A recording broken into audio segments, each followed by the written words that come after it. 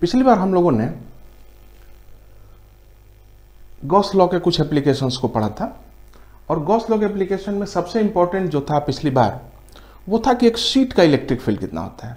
एक लंबी शीट अगर प्लेन शीट ऑफ चार्ज हो जो बेहद पतली हो और चार्ज से ही बनी हो तो उस शीट का इलेक्ट्रिक फील्ड था सिग्मा बाई 2 इप्सिलॉन नॉट, इधर भी था सिग्मा बाई 2 इप्सिलॉन नॉट। और ये जो फील्ड थी ये डिस्टेंस पर डिपेंड नहीं थी, आप इधर चले जाएं चाहे इधर चले जाएं इससे कोई फर्क नहीं पड़ता था, फील्ड वही रहती थी। तो आइए हम लोग इसी डिस्कशन को आगे बढ़ाएंगे आज की तारीख में। सबसे बड़ा इंपॉर्टेंट हिस्सा है कि ये जो शीट है इस शीट के फील्ड पर बहुत सारे प्रश्न जो है बनाए जा सकते हैं। जैसे मान लीजिए हम लोग छोटे छोटे 2 सवाल ले लें अपने प्रैक्टिस के लिए कि यहाँ पर एक बहुत बड़ी शीट है जिसके ऊपर सिग्मा चार्ज डेंसिटी है, सिग्मा चार्ज डेंसिटी है। मैं जानना चाहता हूं कि ये सिग्मा कितना हो कि एक प्रोटॉन इस जगह पे, ये प्रोटॉन अपने को बैलेंस कर ले हवा में। ये सिग्मा कितना हो कि ये प्रोटॉन अपने को हवा में बैलेंस कर ले। तो ध्यान देंगे कि सिग्मा से इसका क्या मतलब। देखिए ये जो शीट है ये प्रोटॉन के पास इलेक्ट्रिक फील्ड E बनाएगी। वो फील्ड किधर की ओर होगा? ऊपर की ओर होगा। जब प्रोटॉन के पास फील्ड ऊपर की ओर होगा तो प्रोटॉन पे लगने वाला फोर्स होगा Q इंटू E, ऊपर की ओर। यानी इस प्रोटॉन को ये शीट ऊपर की ओर QE फोर्स से ऊपर खींच रही है, लेकिन प्रोटॉन का वेट नीचे की ओर है और वो mg के वेट से नीचे की ओर पुल किया जा रहा है। तो अगर प्रोटॉन को बैलेंस करना है तो हमें QE ऊपर वाला फोर्स बराबर mg नीचे वाला फोर्स लिखना होगा। तो हम यहाँ पे लिखेंगे QE बराबर mg। Q का फॉर्मूला तो मालूम है, प्रोटॉन का चार्ज का formula 1.6 into 10 to the power minus 19 coulomb. और E यानी इलेक्ट्रिक फील्ड इसका और इसका भी फॉर्मूला मालूम है, सिग्मा बाई 2 इप्सिलॉन नॉट बराबर m। m का फॉर्मूला प्रोटॉन का मालूम है हम लोगों को, m का फॉर्मूला है 1.6 into 10 to the power minus 27 kg into g का फॉर्मूला भी मालूम है 9.8 मीटर पर सेकेंड स्क्वायर। और यहाँ पे इप्सिलॉन 0 का वैल्यू है 8.85 into 10 to the power minus 12 n minus 1 m minus 1 C2। अब अगर इन सब चीजों को पुट करेंगे तो आपको सिग्मा का वैल्यू मिल जाएगा।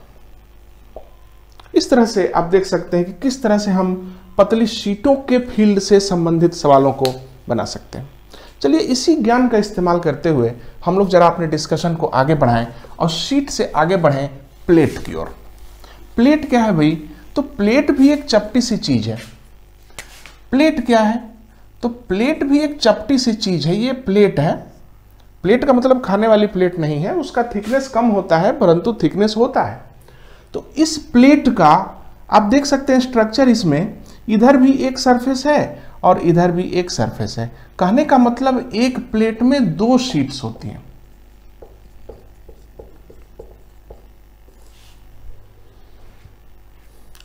आज हम लोग डिस्कशन करेंगे एक बड़ी कंडक्टिंग प्लेट के बारे में। एक बड़ी कंडक्टिंग प्लेट यानी कि मेटल की प्लेट के बारे में डिस्कशन करेंगे कि मेटल की प्लेट का फील्ड कितना बनाया जाएगा, कितना लिखा जाएगा। मान लीजिए कि हमारे पास एक मेटल प्लेट है जो साइज में बड़ी है और दोनों तरफ सरफेस एरिया A है। मान लीजिए A बहुत बड़ा है, एंड पोजीशन के बारे में बात हम नहीं कर रहे हैं। मान लीजिए थोड़ी देर में हम इस पे चार्ज Q डाल देते हैं। जैसे ही हमने इस जगह पे चार्ज Q डाला, क्या होगा? चार्ज का कुछ हिस्सा यहाँ आएगा और चार्ज का कुछ हिस्सा वहाँ आएगा, लेकिन हमें नहीं पता कि चार्ज का कितना हिस्सा कौन से सरफेस पे जाएगा क्योंकि यहाँ पे 2 शीटें हैं। तो चार्ज के इस हिस्से को थोड़ी देर के लिए अगर हम Q मान लें या स्मॉल q मान लें तो इस हिस्से में कितना आएगा चार्ज? Q minus Q। ध्यान दीजिए इस चार्ज में से Q हिस्सा इस सरफेस पे आया तो ये वाला हिस्सा इस सरफेस पे आएगा। दोनों तरफ चार्ज बट गया, दोनों तरफ चार्ज बट गया तो फील्ड कितना लिखेंगे आप? तो इस लोकेशन पे फील्ड लिखेंगे। ध्यान दीजिएगा आपके 2 शीट्स हैं तो इस शीट का फील्ड इधर की ओर लिखेंगे, कितना होगा इस शीट का फील्ड? शीट का फॉर्मूला आपने पढ़ा है ना, सिग्मा बाई 2 एप्सिलॉन 0। सिग्मा कितना कहेंगे? चार्ज बटा एरिया, तो Q by 2A epsilon not. ध्यान दीजिएगा, मैंने Q बाई A क्यों कहा? क्योंकि Q by A he sigma के बराबर होता है। तो इस शीट का फील्ड होगा Q बाई 2A एप्सिलॉन 0, और इस वाली शीट का फील्ड होगा, वो भी इधर ही होगा, वो होगा Q minus Q by 2A epsilon 0। उसी तरह से इसके उधर फील्ड होगी, दो शीटें हो गई हैं इसलिए डबल काम करना पड़ रहा है। तो इस वाली शीट का इधर फील्ड होगा, इसका उधर तरफ होगा Q बाई 2A एप्सिलॉन 0, और इस वाली का होगा Q minus Q by 2A epsilon 0। ये सब तो हम लोग समझ गए, लेकिन इनके वैल्यू ही पता नहीं है। अब ध्यान दीजिए, वो सबसे इंपॉर्टेंट कंसेप्ट, जहां कहीं भी कंडक्टर आपको दिख जाए, इस बात को पकड़ लीजिए कि उसके अंदर फील्ड नहीं हो सकता। इस कंडक्टर के अंदर के किसी भी पॉइंट पर फील्ड नहीं है, तो यहां पे फील्ड नहीं बनेगा। तो यहां पे फील्ड का फॉर्मूला लिख देते हैं और उसको 0 के बराबर कर देंगे हम, क्योंकि वो मेटल है। तो अंदर में ध्यान दीजिएगा, इस सरफेस की वजह से फील्ड उधर होगा और इस सरफेस की वजह से फील्ड इधर होगा, यानी दोनों फील्डों का डायरेक्शन आपस में अपोजिट होगा। ऐसा तो एक्सरसाइज भी हम लोगों ने पिछली बार किया था, दो शीटें थी, बीच में दोनों का चार्ज सेम तरह का था, इसलिए बीच में दोनों का फील्ड घट गया था।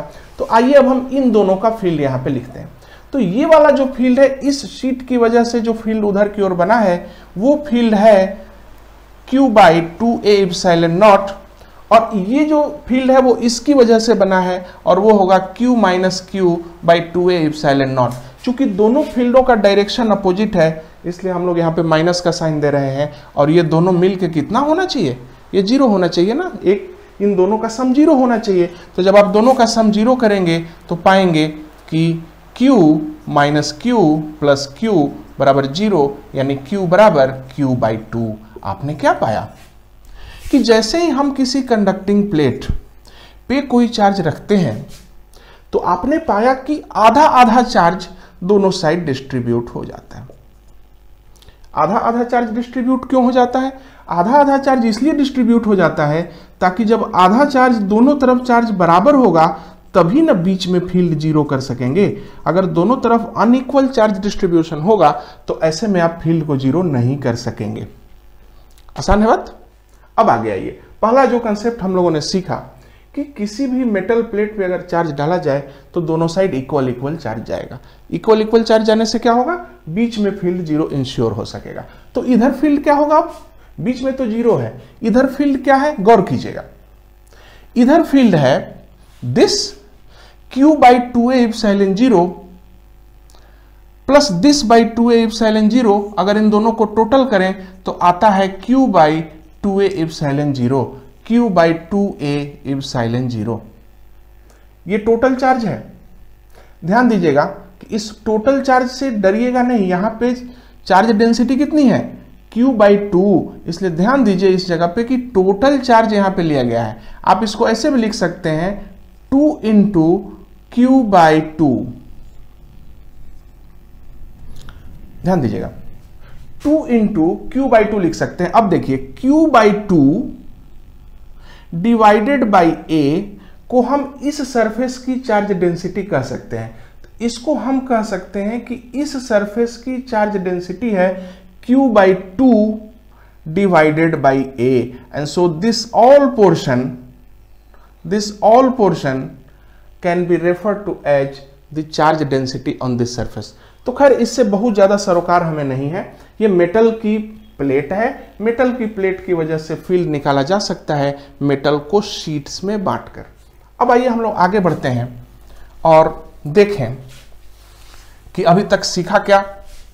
जो तरीका ये है कि जब भी आप किसी नए डेरिवेशन को सीखेंगे तो आप उसको लिख लेंगे। ये यहाँ पे शीट है, शीट की वजह से फील्ड होगा सिग्मा बाई 2A एप्सिलॉन 0। लेकिन अगर यहाँ कोई प्लेट है जिसपे Q चार्ज है तो उसका फील्ड होगा Q बाई 2A एप्सिलॉन 0। इधर भी होगा Q बाई 2A एप्सिलॉन 0। हालांकि दोनों तरफ आधे आधे चार्ज गए, Q बाई 2 इधर भी चार्ज गया है Q/2। दोनों का फील्ड आपने लिख लिया। मैं इसमें जानबूझकर गॉस लॉ नहीं लगा रहा, क्योंकि हम लोग उसको थोड़ा उस काम को थोड़ा वो डेप्थ वाला काम है, इसलिए हम लोग उसको अगले क्लास में कर लेंगे। फिलहाल हम लोग इसी से काम चला लेंगे कि किसी प्लेट पे अगर चार्ज Q हो तो फील्ड ऐसे लिखा जाएगा। अब हम लोग आगे बढ़ते हैं कि जब हम किसी प्लेट पर चार्ज डालते हैं तो उस पर हमने देखा कि आधा आधा चार्ज डिस्ट्रीब्यूट हो जाता है। क्या ये बात हमेशा सच है? क्या ये बात हमेशा सच ही होगी या कभी ये कानून टूटेगा? जैसे मान लीजिए कि अगर आपसे कहें कि ये 3 प्लेटें हमने रखी Q1, Q2, Q3 वाली, तो अब क्या अभी भी मैं ये कह सकता हूं कि Q1/2 यहां होगा, Q1/2 यहां होगा, Q2/2 यहां होगा, Q2/2 यहां होगा? क्या अभी भी आधा आधा डिस्ट्रीब्यूट होगा? जवाब है कि ये मैं नहीं कह सकता। उस समय तो आधा डिस्ट्रीब्यूट हुआ था क्योंकि बीच में फील्ड 0 करना था, तो इसका फील्ड और इसका फील्ड मिलके 0 करना था, तो आधा आधा कर दिया। लेकिन यहां पर ऐसा करना मुझे उचित नहीं लगता। आइए देखते हैं कि क्या होता है। मान लीजिए इस चार्ज का डिस्ट्रीब्यूशन ऐसे होता है, x यहां आया तो Q1 माइनस x यहां आया, Q2 में से मान लीजिए y यहां आया तो Q2 माइनस y चार्ज यहां आया, Q3 में से मान लीजिए कि z यहां आया तो Q3 माइनस z चार्ज यहां आया। तो मान लीजिए हम लोगों ने डिस्ट्रीब्यूशन कर लिया है फील्ड का, चार्जेज का। अब आइए अब हम लोग जरा देखें कि इस लोकेशन पर, ध्यान दीजिएगा, इस लोकेशन पर फील्ड 0 होगा ना, तो इस लोकेशन का फील्ड कैसा कैसा होगा बताइए? x का फील्ड ऐसा होगा, कितना? x/2a epsilon 0। इसका फील्ड इधर की ओर होगा, कितना होगा? Q1 माइनस x/2a एप्सिलॉन 0 इस लोकेशन पे। और इस पूरे का फील्ड इधर होगा, कितना होगा? Q2/2a एप्सिलॉन 0 के। और इस पूरे का भी फील्ड इधर ही होगा, वो होगा Q3/2a एप्सिलॉन 0 के। अगर हम यहाँ पे चेक करें तो हम पाएंगे कि ये अकेला फील्ड इन तीनों फील्डों को काटने वाला होना चाहिए। तो हम लिखेंगे x/2a एप्सिलॉन 0 माइनस या बराबर Q1 minus x/2a epsilon 0 plus Q2/2a epsilon 0 plus Q3/2a epsilon 0। अगर हम इसको काट दें तो आता है x बराबर Q1 plus Q2 plus Q3/2। हम लिख सकते हैं x बराबर Q1 plus Q2 plus Q3/2। उसी तरह से जब आप z का करेंगे, बिल्कुल इसी तरह से इस लोकेशन पर जब आप करेंगे तो आप पाएंगे कि इसका फील्ड इधर होगा, इसका फील्ड इधर होगा, इस शीट का फील्ड इधर होगा और z का फील्ड इधर होगा। तो आप अगर तीनों को फिर से लिखेंगे तो आप पाएंगे कि Q1/2a एप्सिलॉन 0 फील्ड दाहिने प्लस Q2/2a एप्सिलॉन 0 फील्ड दाहिने plus Q3 minus z/2a epsilon 0 का भी फील्ड दाहिने। खाली z का फील्ड उल्टा लगेगा, वो होगा z/2a एप्सिलॉन 0। अगर इसको काटेंगे तो z का भी फॉर्मूला मिलेगा Q1 plus Q2 plus Q3/2। तो आपने देखा कि Q1 plus Q2 plus Q3/2। ठीक से ध्यान दीजिए, ये सारे डेरिवेशन पे आपको गौर करना है कि जब 3 प्लेटें हमने रखी हैं तो एक्सट्रीम लेफ्ट पे जो चार्ज आया है Q1 plus Q2 plus Q3/2 है। एक्सट्रीम राइट में जो आया है वो भी Q1 plus Q2 plus Q3/2 है। अब हम लोग इसको जरा देख लें तो हम लोग अपना ये क्वेश्चन पूरा कर सकते हैं। अब जरा सा हम लोग, अगर ये Q1 plus Q2 plus Q3/2 है तो ये कितना चार्ज है बता सकेंगे आप? वो होगा Q1 minus this, Q1 plus Q2 plus Q3/2 यानी कि 2Q1 minus Q1, 2Q1 minus Q1 यानी Q1 minus Q2 plus Q3/2 ये होगा। उसी तरह से इस सरफेस पे चार्ज, इसको अगर घटाएंगे Z को Q3 में से तो यहां पे आएगा Q3 minus Q2 minus Q3/2। ये 2 काम तो हो गए, बस खाली ये वाला बचा है। आइए हम लोग इसको भी बना ही देते हैं। बाकी सारी जगह पे चार्ज तो निकल गए। अब आइए हम लोग इन दोनों चार्जेज को फाइनली निकाल लेते हैं, डिस्कशन कंप्लीट हो जाएगा। अब इस जगह पे अगर आप देखें तो इस वाले पूरे स्लैब का फील्ड इधर होगा, तो उसका फॉर्मूला लिख देते हैं Q1 बाई 2A एप्सिलॉन 0। इस वाली शीट का फील्ड उधर होगा plus Y by 2A epsilon 0। इस वाली शीट का इधर होगा तो minus Q2 minus Y by 2A epsilon 0, और इस वाले पूरे प्लेट का इधर होगा तो minus Q3 by 2A epsilon 0, और ये सब मिला के 0 होगा। इस तरह से अगर हम काट दें सबको तो पता चलेगा Q1 plus Y minus Q2 plus Y minus Q3 बराबर 0, इसलिए 2Y बराबर Q2 plus Q3 minus Q1 by 2। तो इस तरह से ये चीज़ें आ गई, Y भी आ गया। अब यहाँ पे जरा देखें आप कि Y का वैल्यू है Q2 plus Q3 minus Q1 by 2, और Q2 माइनस Y का वैल्यू होगा Q3 होगा Q1 plus Q2 minus Q3 by 2। तो इस तरह से अगर हम देखें तो हम अब ओवरऑल अगर कंक्लूजन करें तो देखते हैं कि सबसे पहली बात कि अगर कुछ प्लेट आसपास रखे हों और उन प्लेटों के ऊपर कुछ भी चार्ज रखे हों तो एक दूसरे के साथ फोर्स वगैरह लगा करके चार्जेज का रिडिस्ट्रीब्यूशन करने के बाद हमें जो कंक्लूजन मिलता है वो यूं होता है। आपने देखा सारे प्लेट के हम लोगों ने कैलकुलेशन किए हुए हैं। तो इस कंक्लूजन को करने के बाद, इसको करने के बाद हमें ये पता लगता है कि अगर कितने भी संख्या में प्लेट रखे जाएं तो Q1, Q2, Q3, ध्यान दीजिएगा कि इस वाली प्लेट पर चार्ज होगा और इस वाली प्लेट पर चार्ज होगा टोटल चार्ज बटे 2, यहां भी होगा टोटल चार्ज बटे 2। और खास बात का ध्यान रखें कि दो जो फेसिंग सरफेसेस हैं इन पर इक्वल एंड अपोजिट चार्ज होंगे। आप यहां से देख भी सकते हैं इक्वल एंड अपोजिट चार्ज, यहां भी इक्वल एंड अपोजिट चार्ज होंगे।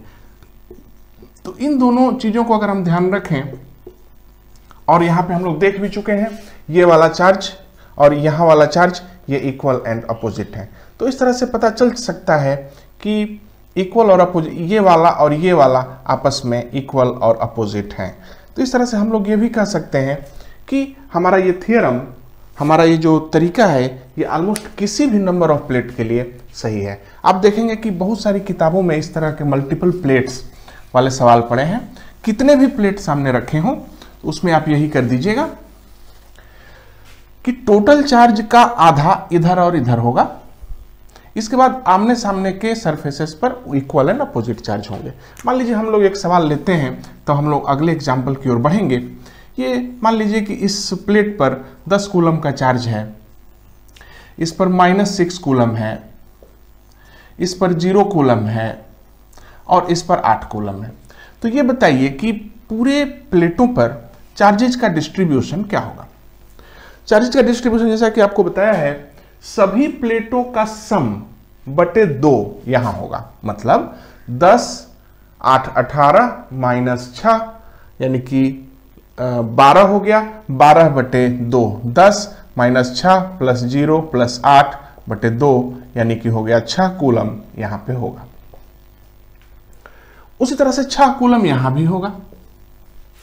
अब अगर 10 कूलम में से 6 कूलम यहां आएगा तो निश्चित रूप से 4 कूलम यहां आएगा। अब ये फेसिंग सरफेस पर इक्वल एंड अपोजिट चार्ज रखने हैं तो -4 कूलम आ गया।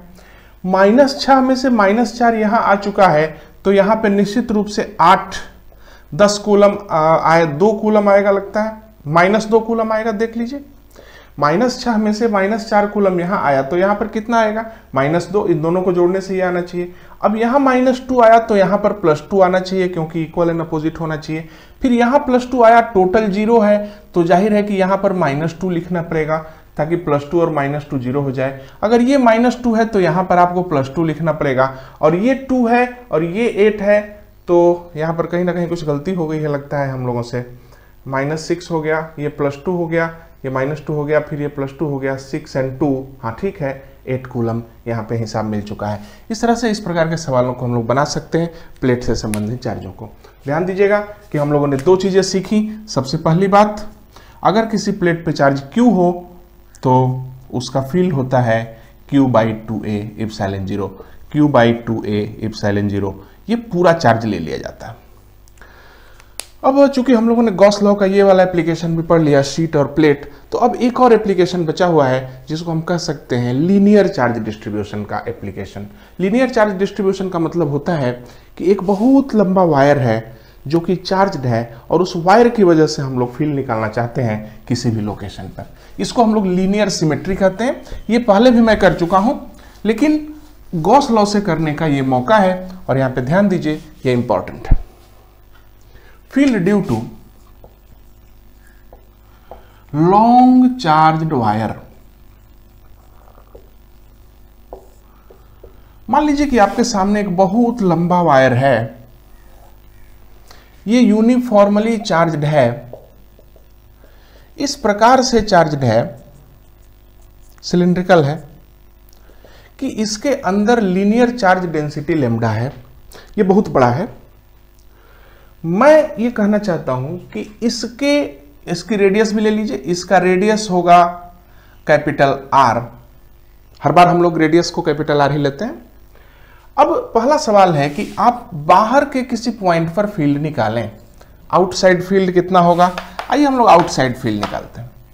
आउटसाइड फील्ड के लिए इसका मतलब है कि आप यहां पर फील्ड निकालना चाहते हैं, इस लोकेशन पर। तो जब आउटसाइड फील्ड निकालना चाहते हैं तो आपको पहले गॉस लॉ की याद दिला दूं मैं। सबसे पहले सिस्टम को देखिए, इसके बाद उस पॉइंट को देखिए और उस पॉइंट से पास करता हुआ एक गॉसियन सरफेस खींचिए। ठीक से देखिए तो यहाँ पर स्फेरिकल गॉसियन सरफेस आप नहीं खींच पाएंगे, यहाँ पे तो सिलिंड्रिकल गॉसियन सरफेस ही चलेगा। इसलिए हम लोगों ने यहाँ पे गॉसियन सरफेस खींचा। निश्चित रूप से इस गॉसियन सरफेस की रेडियस R है और हाइट h है, मान लीजिए। अब हम लोग इस गॉसियन सरफेस के लिए गॉस का लॉ लिखते हैं। तो फॉर्मूला होगा E.ds इक्वल टू Q_in/ε0। अब ध्यान दीजिए, ds कितना लेना है? तो ये वाला जो सरफेस है इससे तो कोई फील्ड जाता ही नहीं है, क्योंकि सारा का सारा फील्ड इस कर्व्ड सरफेस से निकल रहा है। हम लोगों ने आपको एक एग्जांपल दिया था कि जब भी फील्ड का कैलकुलेशन हो तो सरफेस का वो पोर्शन जहां से फील्ड नहीं जाता, जहां को फील्ड टच ही नहीं कर रहा है, उस लोकेशन पर E.ds ये जो प्रोडक्ट है वो 0 होता है और उसके नतीजे में हम लोग उस सरफेस एरिया को काउंट नहीं करते हैं जिस सरफेस से फील्ड नहीं गुजरता होता है। ऐसा एक एग्जांपल गॉस लॉ के दिन हमने बताया था, फ्लक्स के कैलकुलेशन के वीडियो में आप इस चीज को देख सकते हैं।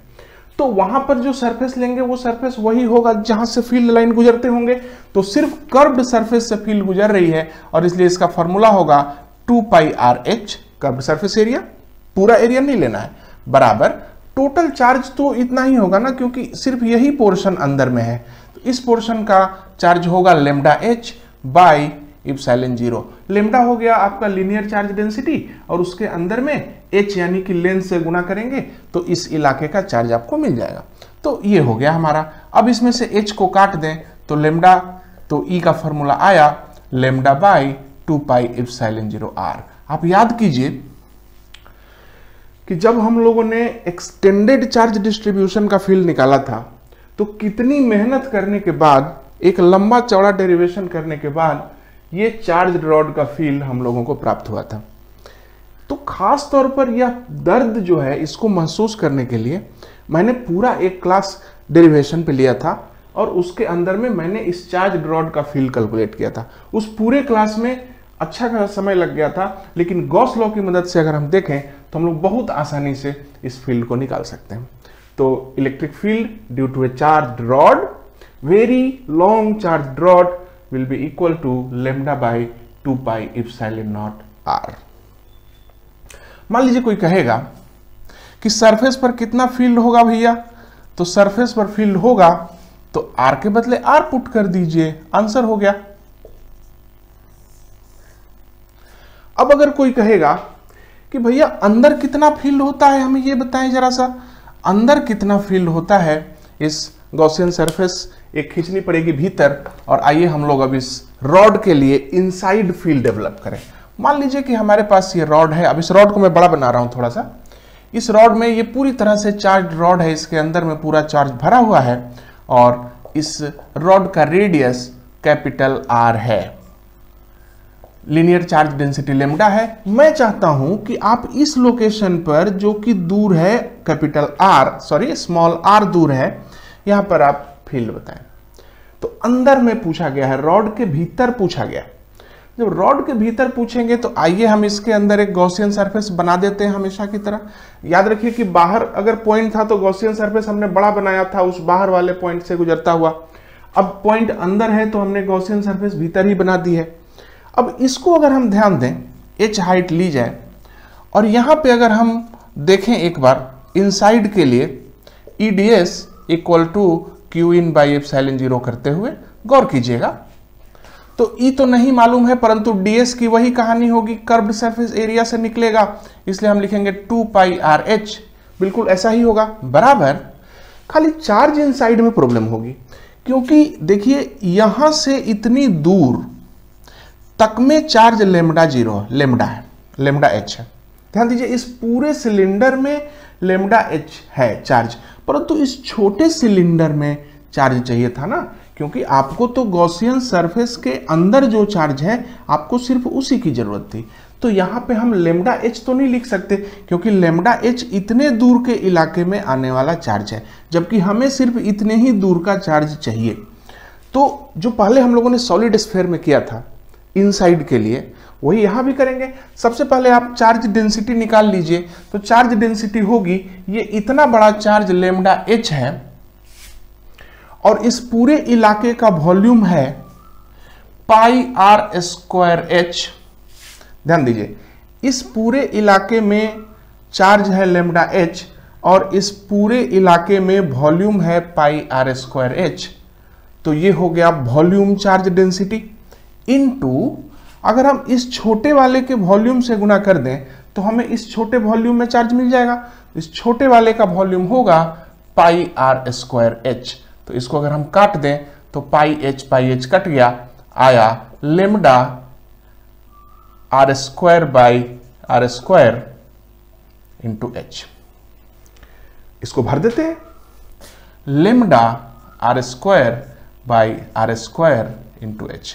तो ये R यहां से कट गया, H भी एक एक कट गया, तो E का फॉर्मूला हुआ lambda by 2 pi R square into H। Epsilon 0 भी होगा, सॉरी या।